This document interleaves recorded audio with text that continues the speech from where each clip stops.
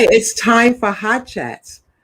My name is Sharon Pender, President and CEO of the Capital Region Minority Supply Development Council and the operator of the U.S. Department of Commerce MBDA Business Center, Washington, D.C., and the MBDA Federal Procurement Center, servicing Washington, D.C., the state of Maryland, and Northern Virginia. Welcome again to Hot Chat Podcast, Minority Business Connections, Season 1. This is Episode 5. And if this is your fifth time coming back, we say welcome. If it's your first time, we say truly welcome. And this time, we are here with distinguished guests from 21st Century Expo Group, Ray McFarland, Leslie, and Iman McFarland.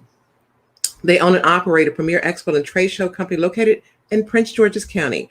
In their special series, we're highlighting untold stories by minority businesses and how they cope with the pandemic. It's our mission to continue to feature one-on-one conversations with CEOs, contracting officers, minority businesses, supply diversity professionals, and procurement leaders from some of the leading companies in America via our Hot Chat podcast. And if you have been around, you are familiar with our Hot Chat webinars, our Hot Chat newsletter. But more importantly, we want to hear from you on topics that's important to you, because that's the value that we bring. But before we go on and we bring in this awesome family, let's say hello and thank you to some of our sponsors. For those who are just listening, our title sponsor, Exelon, and that composes for us BGE, Exelon Company, Pepco Holdings, and Epsilon Company, Southwest Airlines, Hilton, Amicus, one of our premier MBE sponsors, Capital One, CompuGain, JDC Events, SB and Company, and Shroud Priest, Attorneys at Law, are our major sponsors. And we'll get into our other sponsors and later on. But I actually would love to bring on this dynamic family. When you talk about generational entrepreneurship or just folks that have experienced that journey of entrepreneurship, I'm excited to have this conversation. So I want to bring on the family of McFarland and introduce you to them. I want to start with Ray, or Rayford, or Ray B. McFarland. First of all, hi, McFarland family. How are you all doing? Good afternoon. Hello. Okay. This has been a long time coming, so I am just so happy that you're here. I'm going to talk about you a little bit, then I'm going to talk about you some more. But first, I want to tell folks who you are. And Ray McFarland is the founder and chief executive officer of 21st Century Expo Group, or 21st CEG. Mr. McFarland founded the company in 1991 as an exposition, exhibit, and event management company serving the emerging minority event market. 21st CEG's service to its clients encompasses the broad spectrum of exhibit, decoration, trade show management, display and event production. Over its 30-year history, 21st CEG has received or served numerous corporations and national associations, including, of course, the National Minority Supply Development Council. We look forward to seeing you there every year. The National Education Association, the National Association for the Advancement of Colored People, and for those who don't know, that's the NAACP, the Congressional Black Caucus Foundation, ExxonMobil, Toyota, McDonald's Corporation, Time Warner, just to name a few.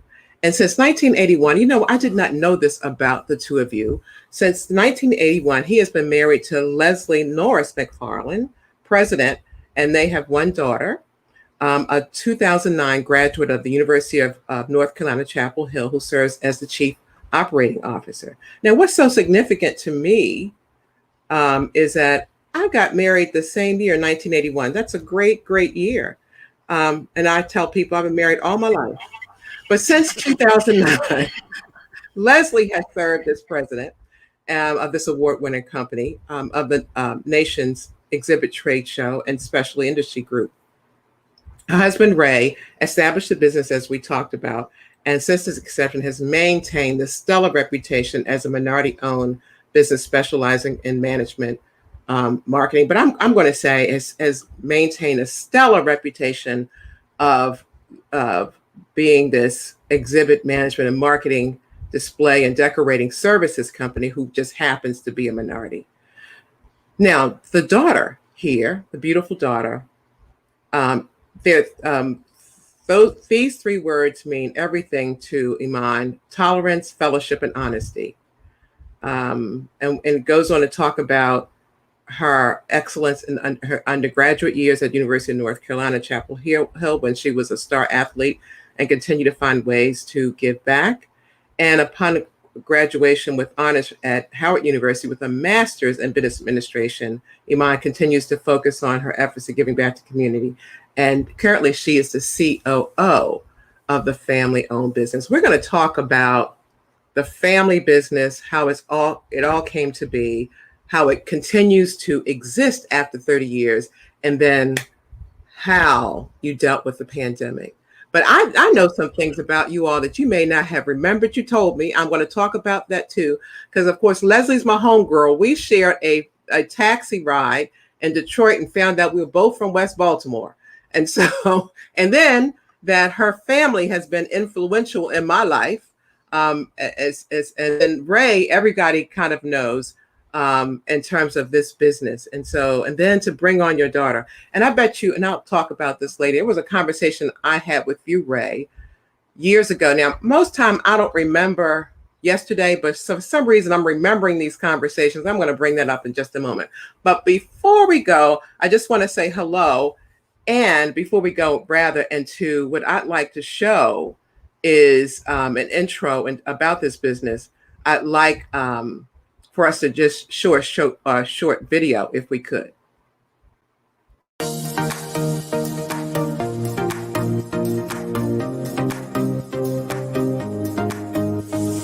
21st Century Expo Group is a family-owned and operated business with my wife, Leslie, and my daughter, Iman. It's literally a mom and pop operation.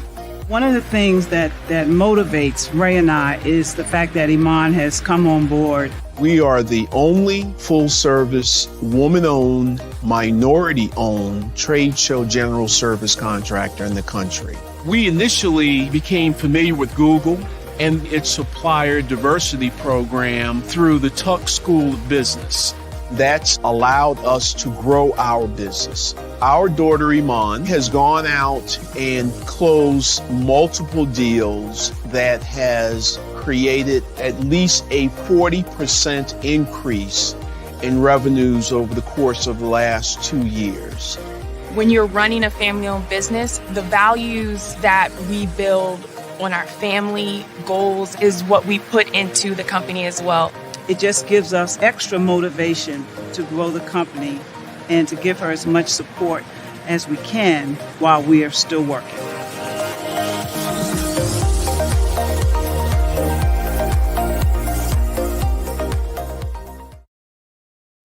How you all doing, McFarland family? How you doing today?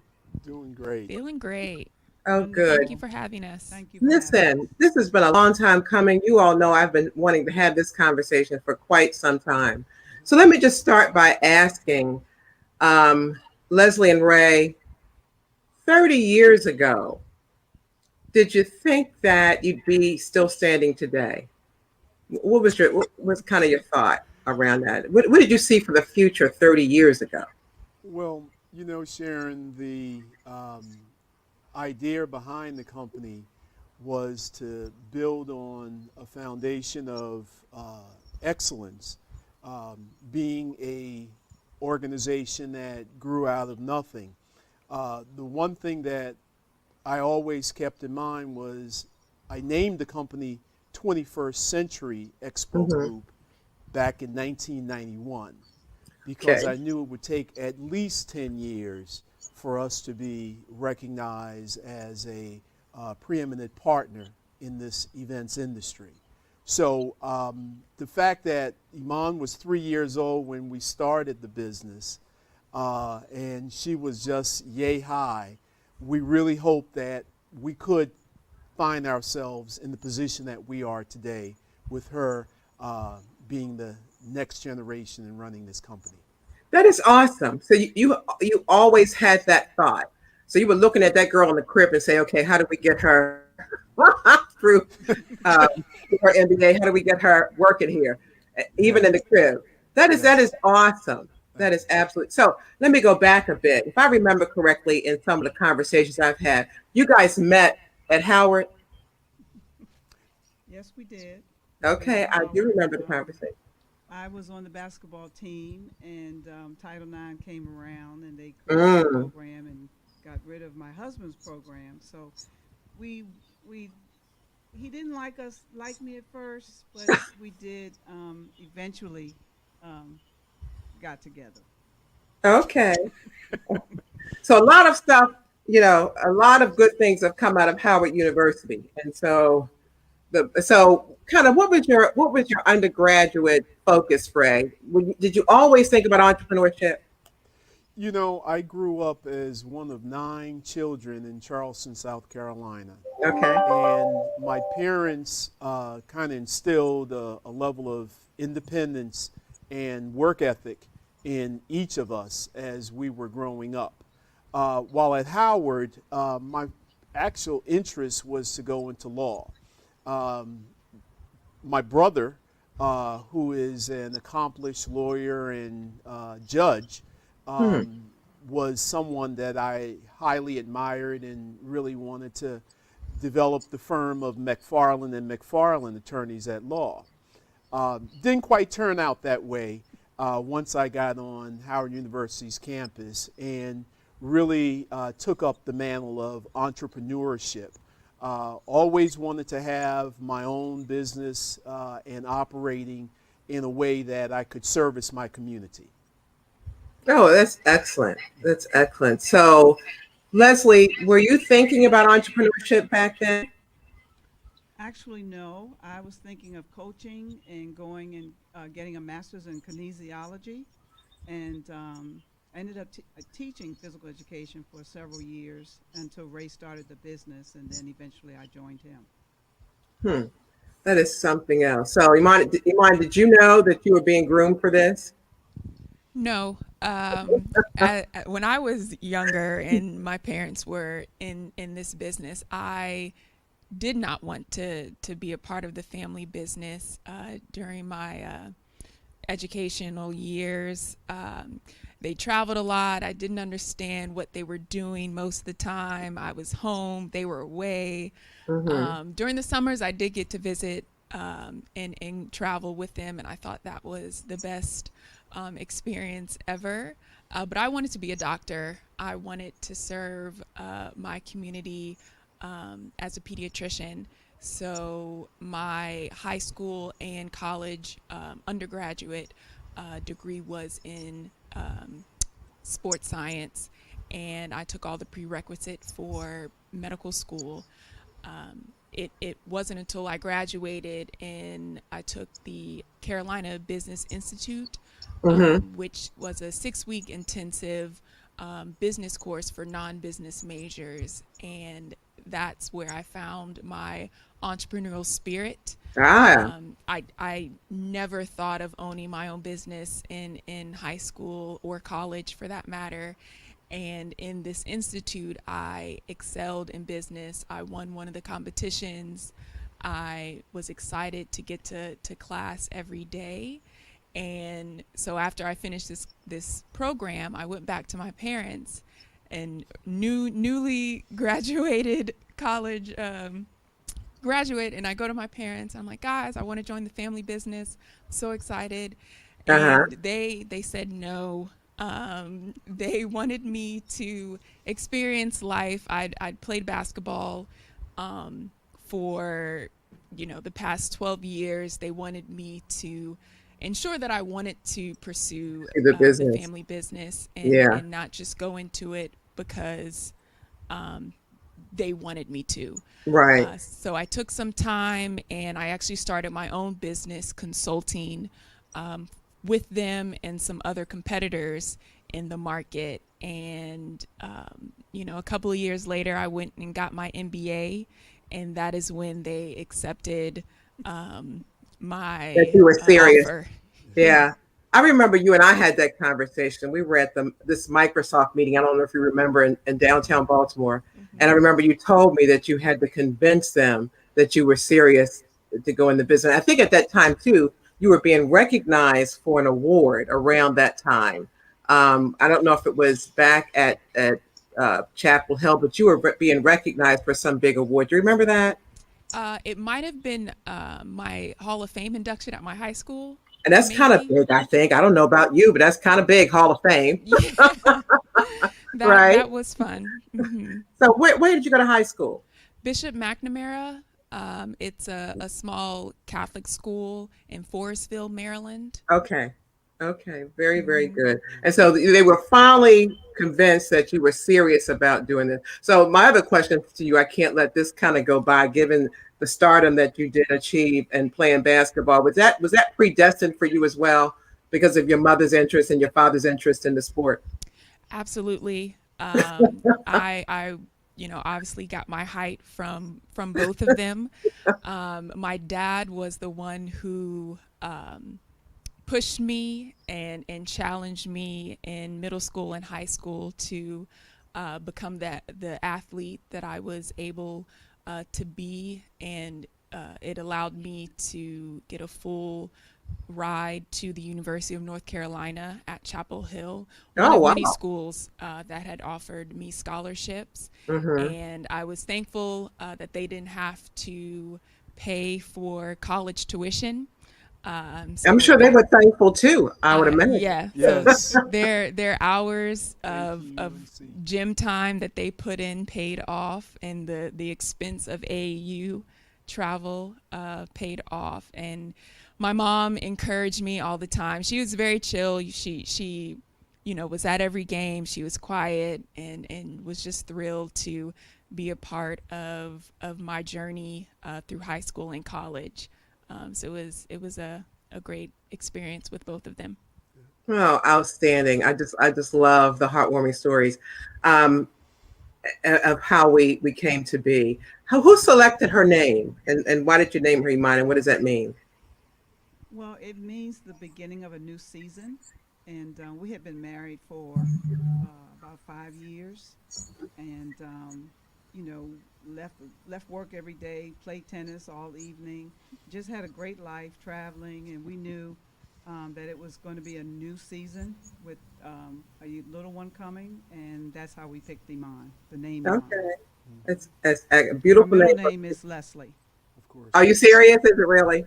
Yes, it Yes, is. it is. Right. Tell me. I know, you went from wanting to be a lawyer to then got the entrepreneurship bug in at Howard. But why did you select the type of business you selected? Well, Sharon, it was a journey of exploring various types of businesses. I sold insurance, encyclopedias, cars, trying to find the right fit for me. It wasn't until after I got married and had an experience living and working on Hilton Head Island that the hospitality, recognizing that hospitality was a place that I could possibly be very comfortable in. Mm-hmm. Coming back to Washington after living down there for a short time in South Carolina, I met a friend of my sister's whose stepfather had started what at that time they told me was a trade show company. Had never heard of the word, didn't know what it was, didn't understand what needed to be done for it. But when I interviewed with Robert Price, he was the founder of the very first African American owned trade show company. He thought that I had the proper skill set, one, to be able to handle the work that was associated. But what really was the closer, he asked me 3 questions. He said, do you like to travel, meet nice people, and stay in nice hotels? And, you know, at 27, 28 years old, that was Yes, yes, yes. that was yes, yes, yes. So I I became fully involved in the business, worked out of his home for the first few years. We grew the company. Wow. It was during the time when supplier diversity was just becoming in vogue. Okay. And we were the only company of color in the business. And so subsequently, we were able to work with the larger and well-known organizations, Urban League, NAACP, NMSDC, throughout the nation.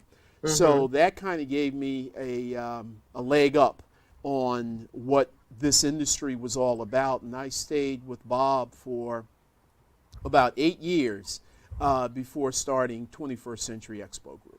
That is an awesome story. I did not know any of that. So at what point do you, as a business owner, do you think that you've kind of turned that corner, right? Because part of it is the investment you make in the business, the investment of time, at which had to take a tremendous amount of a chunk out of you, right? And so at what point was there an aha moment for you guys? Well, it was pretty simple. As you know, the dynamics of growth between ownership and at the time I was a 30% owner of the company. That was part of my compensation package. But I had larger visions for the company as it stood. Mr. Price had retired from the Department of Transportation as their exhibit manager, and he saw his business as one of really, kind of maintaining a lifestyle that included keeping as much money in his pocket as he could. What ended up happening, we had a series of disagreements about the direction and growth. As you know, I had a young family. My wife was, interested in, growing as well as I did. And I got fired.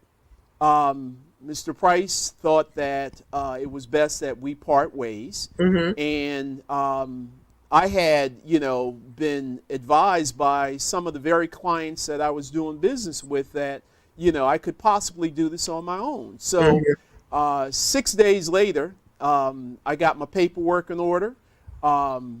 And February 14th, 1991, 21st Century Expo Group was born. And I must commend my alma mater, Howard University, for being the source of giving us our very first opportunity to start the business. And, to this day, we still service, 30 years later, we still service Howard in a number of different capacities. But it was that key kick in the butt, so to speak, that launched me into the industry. And I decided to, go all in. And I was fortunate that the majority of customers that were with RP Exhibit Service at the time, I brought them on. And after a couple of years, they found their way to me. So that kind of, really launched us in terms of growing the business to what it is today. Okay, so along the way, was there a point where you think that you had crossed a major milestone in your growth? I must admit we crossed several milestones, good and bad. At the Million Man March, that was the deal maker. So we were 5 years into the business. And at the time, I was subcontracting the majority of work that we had brought on board to larger non-minority firms.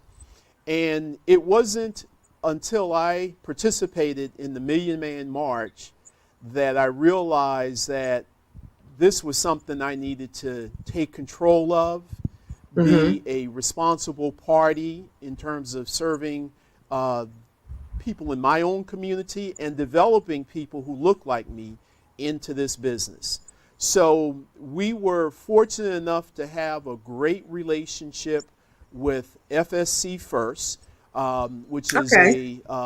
as you well know, Yeah. they're a special funding source. Yes. They literally financed our first warehouse and the acquisition of enough equipment to put us on a path where we could do the majority of the shows that we were doing on our own.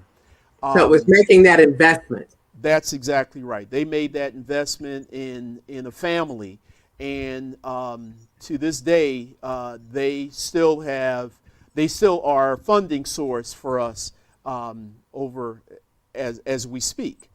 The thing that made a difference there with them, though, was the fact that we had survived the 2008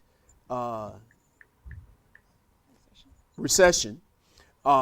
We also survived 9/11, and both of these experiences were business-threatening incidents that happened in the general market. And then we come to, of course, the pandemic of 2020. All three of those experiences provided us with the understanding that we, as a business, had to be agile and not married to the past, but willing to take the necessary risks to grow the business, to continue to survive and grow the business to the future. A couple things that you said. First of all, shout out to Shelley Wade and those folks at that organization in terms of the access to capital that was provided. But you, as a business person, made that decision to make the investment in your company. Yes. Because I'm sure it wasn't free capital, so you made that decision to make that investment in your company. So, so that's the access to capital and capitalization of business is what we know helps with survivability. But it sounds like you're saying when you look at the economy and during certain eras or certain points in the economy, you were able to survive at 9/11 and some other recession stuff. So what were some, in terms of lessons there? Was it, to ensure that the savings was there? I know you said to be open in terms of pivoting, but what were some of those lessons that got you through those downturns? Well, the critical thing, Sharon, was having relationships like yours and other folks who were in that circle of the National Minority Supplier Development Council. Okay. The relationships that we developed over the course of our 30 years were critical at different times with different organizations. When I think back to how we survived the recession that went from 2008 all the way to 2010, 2011, and then to be able to come out of that and to be selected as the CRMSDC Supplier of the Year in 2012, and then the National Minority Supplier Development Council's Supplier of the Year in 2013. Okay. Meant that we really engage with our customers and those organizations, corporations as well as nonprofits, that really understood that we were in business to serve, not to just create revenue streams for ourselves exclusively, but to really bring a business and to keep a business that was willing to serve our community and do the right thing by the people we work for. We've always had a desire to grow people in this business because, as being the only, as you can well imagine, always had a level of risk associated with, if anything happened to me or Leslie, what would happen with the company. So now we have a beautiful group of people that work with us, and the future of this business is in good hands with Iman. That's so wonderful. I'm waiting for the book, but until then, tell us when, like everybody else, right? We wake up March 2020. And I know that I had to shut down, we're a nonprofit. Like I had to shut it down and did everybody teleworking. You had, if I remember correctly, I remember having a conversation with you guys about, the new space that you had Yeah.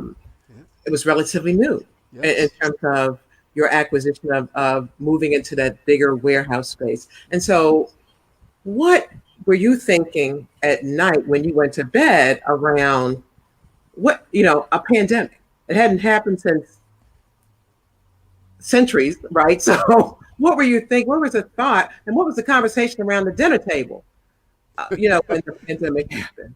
Well, I'm going to let Iman address that Okay.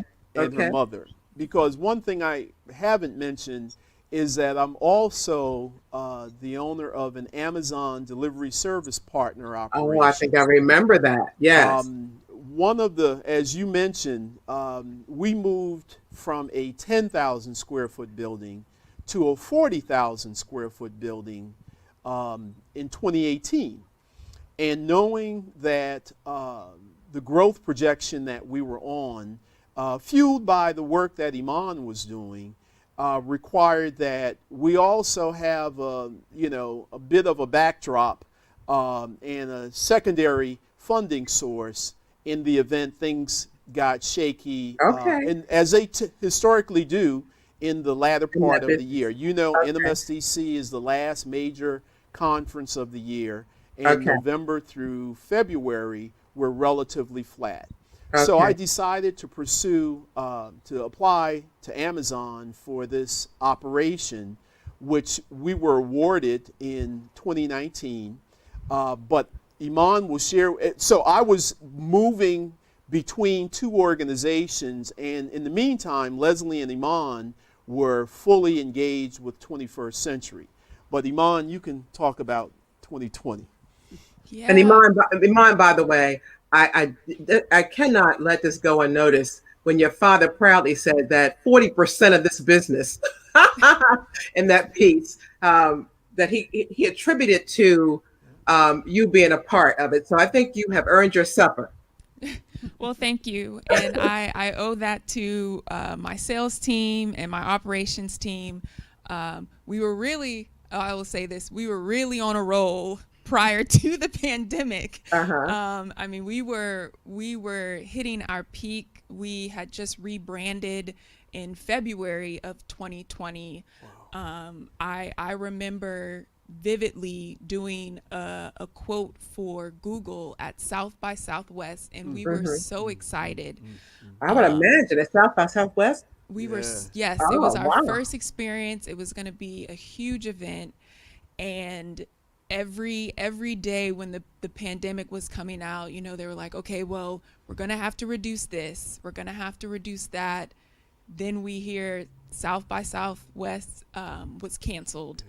And then, it was every single event from I can February imagine. on. And it Yes. was devastating. I mean, Yes. like my father mentioned, we've made it through 9/11. We made it through the recession, both of which, affected the budgets of so many corporations, but we were able to recover. But when you have a pandemic and you have to limit all social interaction, that looks a lot different. And our business is bringing people together. We love a 10, 20, 100,000 crowd, and do events for and have fun. And so we knew that we had to sacrifice our events for the safety of the world first and foremost. Sure. Events definitely hit the back burner when we are talking about the livelihoods of everyone, especially my parents. I wanted to keep them safe at all costs. So to say, we have to put a pause on trade shows, I didn't know it was going to be a year and some change. Sure. But sitting at the kitchen table, we talked about what our options were. We knew we had a brand new 40,000 square foot building that we had to pay bills for. We had utilities. We had an amazing relationship. Again, goes back to our relationship building. We had great relationship with our landlord. We had amazing relationships with our banking, our financial institutions. So immediately my mother jumped on the funding resources that were available for small businesses through the SBA, through the PPP. So we were able to get funding rather quickly, and my mom can talk about that as well. But that was amazing to do.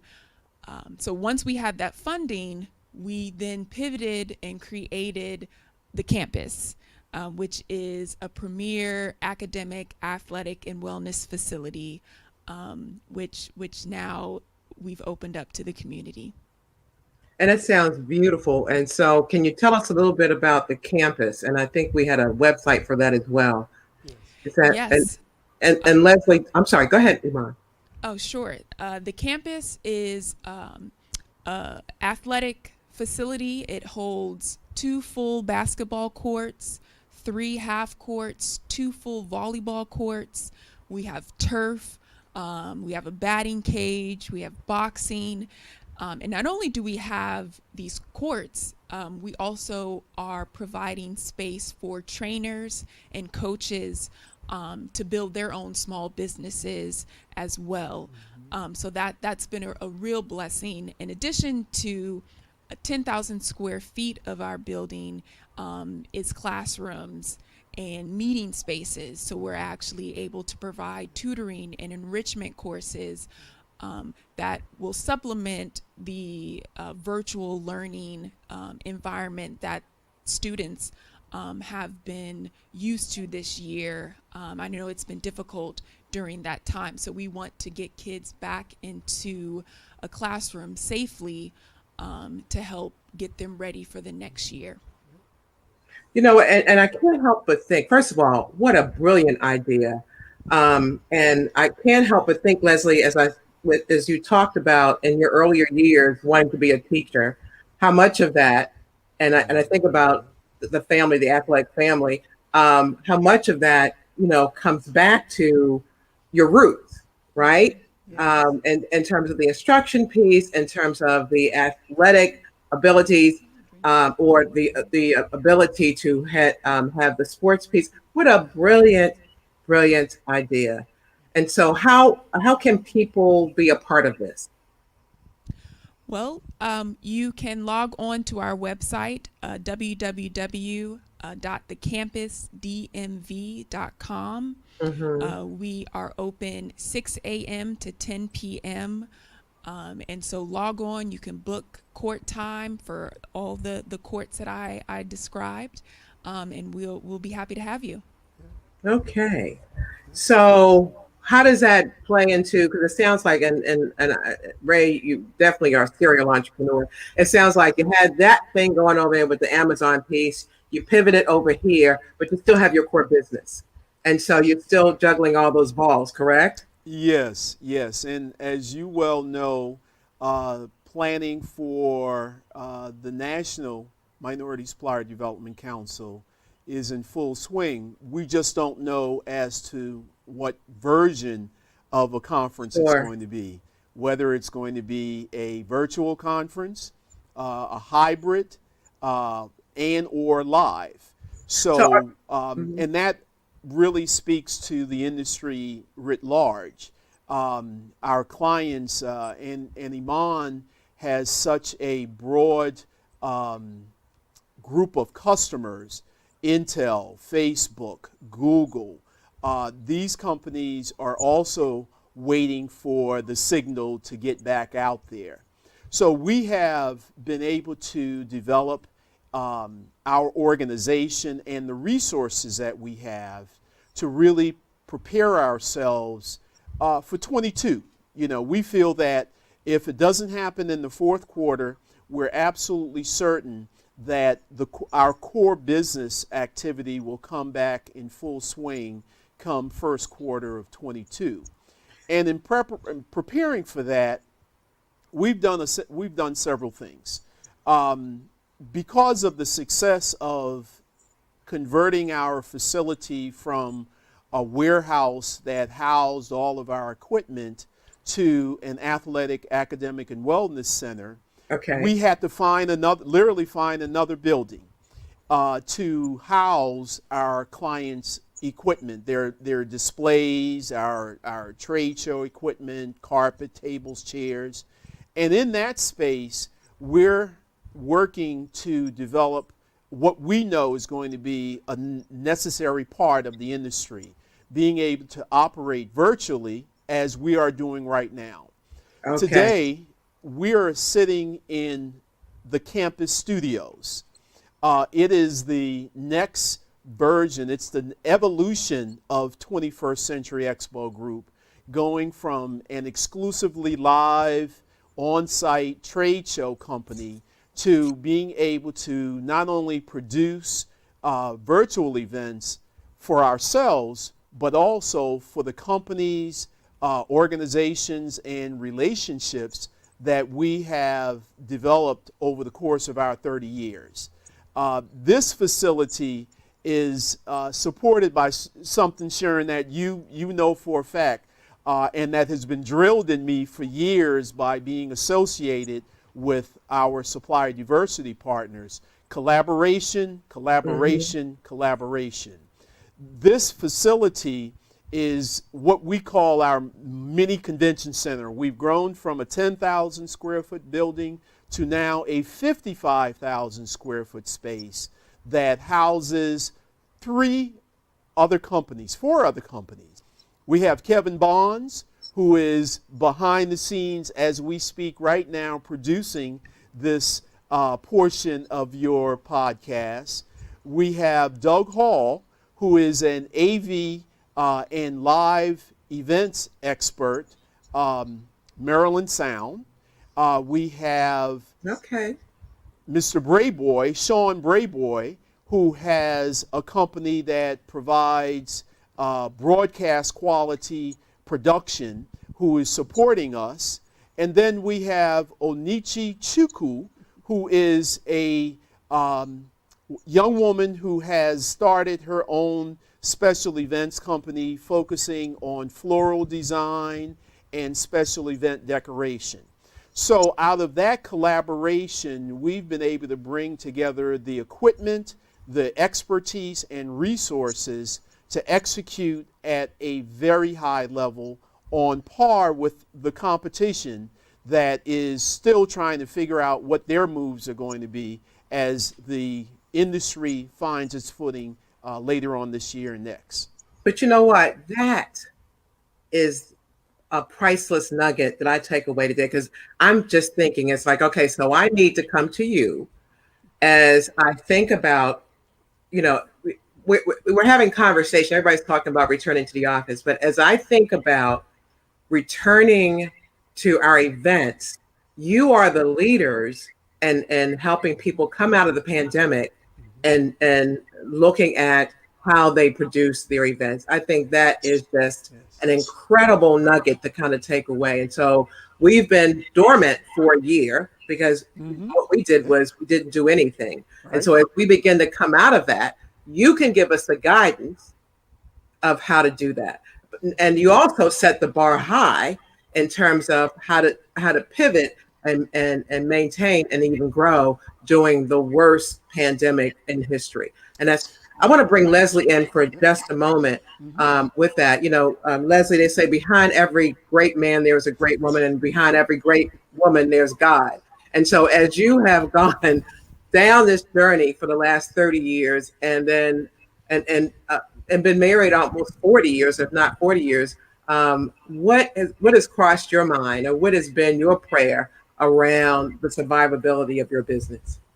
Well, you know, because we're a family-owned business, I mean, it is our livelihood, and you know, we're very conscious about making sure that we're growing, making sure that we're proud that we've brought a lot of people into the industry, that we've been able to train people. Some have gone on to start their own businesses within the hospitality industry. we're proud of a program called Project Expo, where we selected individuals from our community in Prince George's County and exposed and trained them to the industry. And one of the young men has been with us for 7 years.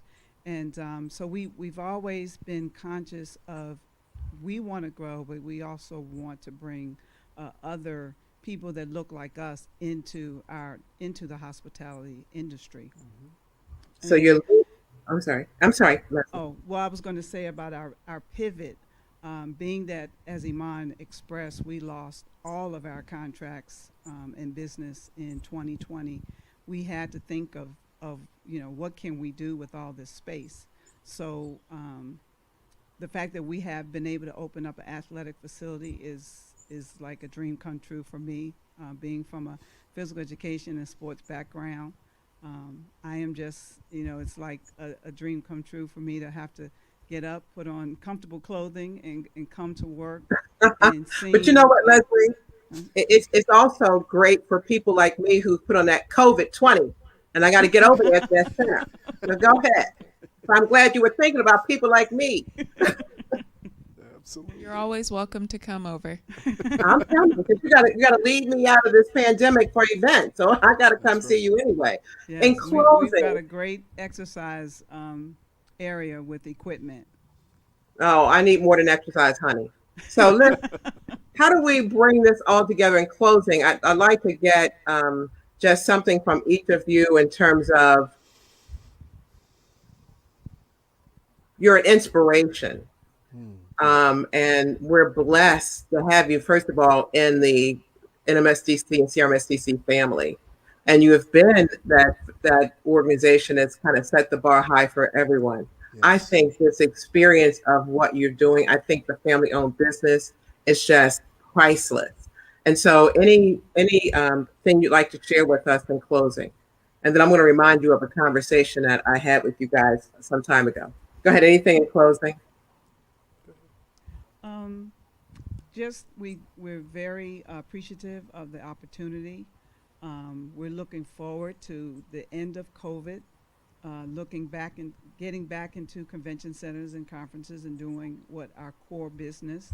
But we are so blessed to have been able to pivot to a different type of business. But now we say we just do all of our events here at the warehouse as opposed to traveling. Okay. Iman, anything? I would just say I think this past year has just shown us how strong and resilient we all are collectively.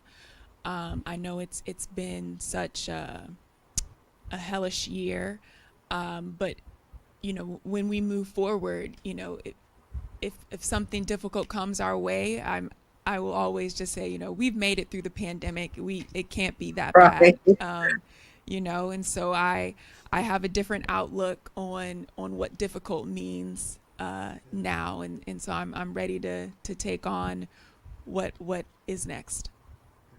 And we are ready. You represent the next generation of entrepreneurs and all that. And we are so ready to see what you're going to do next. So proud of you. Ray, anything you want to do and say anything in closing? Well, God is behind all of this. Mm-hmm. He has been our key source in the darkest of times.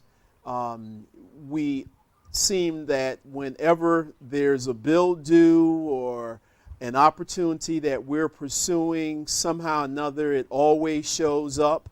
One thing we were very proud of in going through this pandemic is that we made sure to cover all of our bills. Any company that we had done business with prior to the shutdown, we made sure they were first in line because we respect the industry that we're in. And we always knew that, you don't want to be labeled as the guy who stiffed, all of your vendors, Sure. No matter what the conditions were. So we feel that by doing that, it put us on a path to open ourselves up to new and unknown blessings. And it is absolutely true. For all of the businesses out there, large and small, do not let the dark times define you. Know that there is a source and a place for you to find your opportunities that are coming your way. Just be resilient, stay true to your beliefs, and always be about service. If you serve somebody, God will serve you. You know what? I think we're going to call it a wrap on those words. Just that's very profound. Thank you. Thank you, McFarland family. I appreciate you taking the time and engaging with us today. And I wish you the best of luck, as I know that you will continue to excel and soar. So thank you for your time today. Thank you for sharing your knowledge and wisdom with our audience. Thank you. Thank you very much. Thank you for having us. Thank you very much. Absolutely. Ladies and gentlemen, that is the end of this particular episode. But before you go, we got a couple of things going on here. We want to thank some of our major sponsors, as we normally do. And I believe we're going to have some Southwest tickets at some point, but we'll figure that part out. But I need to go through the sponsors list because they pay the bills and keep the lights on. AARP, AT&T, BAE Systems, Bank of America, BWI, Thurgood Marshall International Airport, Dominion Energy, the Ellison Group, Fannie Mae, Freddie Mac, FRS, Horseshoe Casino or Caesars Entertainment, Ideal, Leidos, Lockheed Martin, M&T Bank, Marriott, McCormick, Metropolitan Washington Airport Authority, National Bid Network, Northrop Grumman, Peapod, Sodexo, Truist, United States Postal Service, Washington Gas, Metro, WSSC Water, Wells Fargo, and Zillion Technologies. Until the next time we will see you, we hope you enjoyed this conversation today. I absolutely did. I am so thrilled about the McFarlands. And so that's a wrap for us. I'd like to thank the Graybo team for their production and delivery of the content. And of course, the CRMSTC team led by Sonia Bigelow Smith and the Federal Procurement Center and our MBDA centers for doing this. And so thank you, Nicole. Thank you, Jacob. Thank you, Latoya, for all that you do. And we'll see you next time.